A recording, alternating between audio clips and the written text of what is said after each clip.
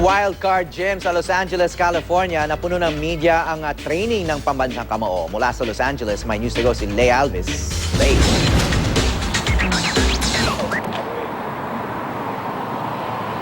Hawi punong-puno ang Wildcard Gym para sa media workout ni pambansang kamao Manny Pacquiao kanina.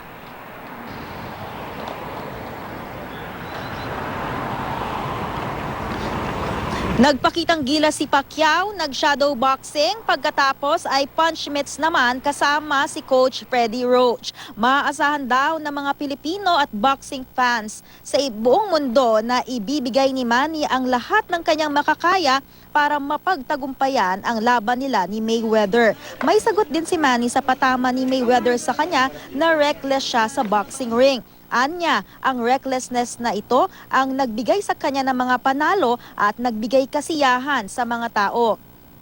Hiningi natin ang reaksyon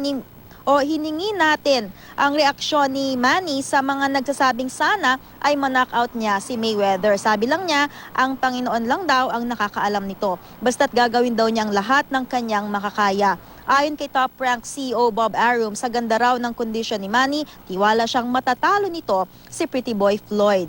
Sinabi rin ni Coach Freddie Roach na in best shape ngayon si Pacman. Narito ang bahagi ng pahayag ng ating pambansang kamao.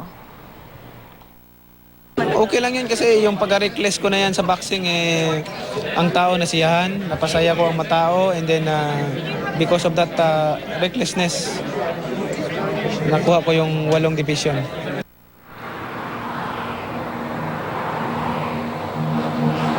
So Hawi, yung nakita nating media attention dito sa Amerika para sa labang Pacquiao-Mayweather ay indikasyon lamang na isa ito sa mga pinakamahalagang laban sa history ng boxing. Hawi? So Lay, itong pinakitang training sa media, no? Itong shadow boxing, para sa media lang yan. Pero tuloy-tuloy pa rin yung sparring, no? May mga sparring mates siya na parang kasing tangkad at laki din ni Mayweather.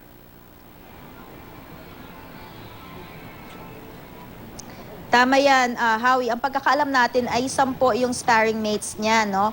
At every parang Monday, Wednesday, Tuesday, Thursday, and Saturday yung kanyang schedule para dito sa sparring session. At kaninang umaga, kahit nga talagang expected na abala tong araw na ito dahil sa media workout, ay ganun pa rin yung ginawa ni Manny kaninang umaga, no? Nag-training pa rin siya sa Griffith Park, nag-morning run, at nag-core training at nagsagawa rin siya ng mga footwork exercises, Hawi. Okay, maraming salamat, Lay Alves.